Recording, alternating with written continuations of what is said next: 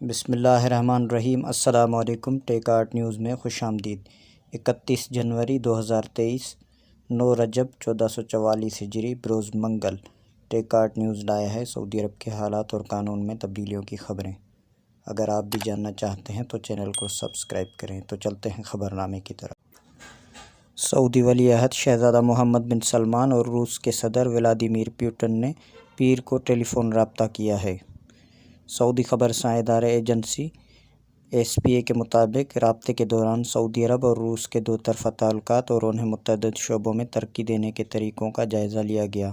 دونوں رہنما نے مشترکہ تشویش کے متعدد امور پر بھی تبادلہ خیال کیا ہے۔ سعودی عرب نے پاکستان کے صوبے خیبر پختونخوا کے شہر پشاور میں پولیس لائنز کی مسجد میں ہونے والے دھماکے کی مذمت کی ہے۔ پیر کو پاکستان میں سعودی سفارت خانے کی جانب سے سماجی رابطوں کی ویب سائٹ ٹوئٹر پر مذمتی پیغام جاری کیا گیا ہے۔ پیغام میں کہا گیا ہے کہ مملکت کی طرف سے سعودی وزارت خارجہ نے پاکستان میں پشاور کی ایک مسجد میں دہشت گردانہ حملے کی شدید مذمت کی ہے۔ بیان کے مطابق وزارت خارجہ نے عبادت گاہوں کو نشانہ بنانے، پرامن لوگوں کو دھمکانے اور بے گناہوں کو خون بہانے جیسی کارروائیوں کی مذمت کرتے ہوئے اس بات کی تاکید کی ہے کہ ہر قسم کے تشدد اور انتہا پسندی اور دہشت گردی، خواہ اس کے مقاصد و محرکات کچھ بھی ہوں، ان کے خلاف سعودی عرب برادر ملک اسلامی جمہوریہ پاکستان کے ساتھ کھڑا ہے۔ امریکہ میں کئی روز سے لاپتہ شہری عبدالرحمن العنزی کی لاش ایک جھیل میں سے مل گئی ہے۔ ہلاکت جھیل میں ڈوبنے سے ہوئی۔ عکاظ اخبار کے مطابق لاپتہ سعودی شہری کے بھائی بدری العنزی نے بتایا کہ اس سانحے پر ہمارے دل دکھی اور آنکھیں اشکبار ہیں۔ ہم اپنے بھائی کی موت پر غمزدہ ہیں۔ عبدالرحمن العنزی 27 جنوری کی شام کو اپنے ایک رشتہ دار کے ہمراہ ڈنر کے لیے ریسٹورنٹ گئے۔ واپسی میں واش روم جانے کے لیے رکے تھے جس کے پیچھے جھیل ہے۔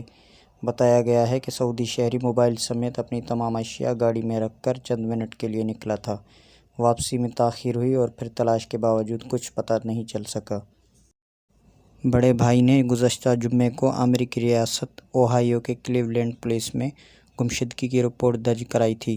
یاد رہے کہ عبدالرحمن العنزی سرکاری ملازم تھے اور 3 ماہ قبل اپنے بڑے بھائی کے ہمراہ علاج کے لیے امریکہ گئے تھے۔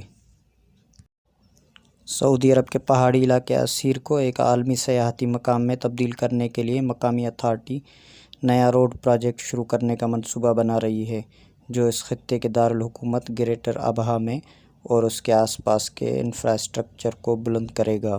عرب نیوز کے مطابق مملکت ویژن 2030 میں بیان کردہ اہداف کے مطابق سیاحت اور لاجسٹکس کا مرکز بننے کی اپنی حکمت عملی کے لیے ایک حصے کے طور پر سڑک کے رابطے کو بہتر بنا رہی ہے۔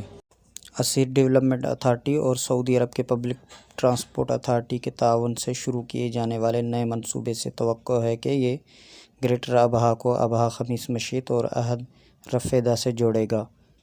نئے روڈ پروجیکٹ کا اعلان ایسڈا کے چیئرمین شہزادہ ترکی بن طلال کی زیر صدارت اتھارٹی کے ہیڈ کوارٹر میں ہونے والے اجلاس کے دوران کیا گیا۔ سعودی ولی عہد شہزادہ محمد بن سلمان کی سرپرستی میں دارالحکومت ریاض میں الفرسان محلہ بسایا جائے گا۔ الاقتصادیہ کے مطابق الوطنیہ الاسکان نے پیر کو کہا ہے کہ ریاض شہر میں نیا بڑا محلہ الفرسان کے نام سے بسایا جائے گا۔ اس کے علاوہ خزام محلے کا دوسرا مرحلہ بھی مکمل کیا جائے گا۔ دونوں محلوں کی تکمیل سے ریاض میں مکانات ولی عہد شہزادہ محمد بن سلمان مکان پروگرام کے حوالے سے اس بات کے لیے کوشاں ہے کہ 2030 تک 70% تک سعودی شہری اپنے مکان کے مالک بن جائیں۔ 2020 تک 60% تک ہدف تھا۔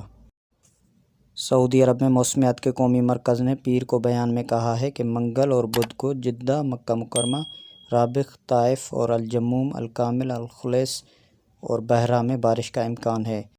سرکاری خبر رساں ادارہ SPA کے مطابق موسمیات کے قومی مرکز نے اس سے قبل مدینہ منورہ ریجن کی 9 کمشنریوں، الشرقیہ ریجن کی 4 کمشنریوں، جبکہ تبوک، حدود شمالیہ، الجوف، حائل اور القصیم کے کئی مقامات پر جمعے تک وقفے سے بارش کی پیشن گوئی کی تھی۔ اس کے علاوہ محکمہ شہری دفاع کا کہنا ہے کہ مقامی شہری اور مقیم غیر ملکی اس دوران خراب موسم میں بچاؤ کے لیے مقرر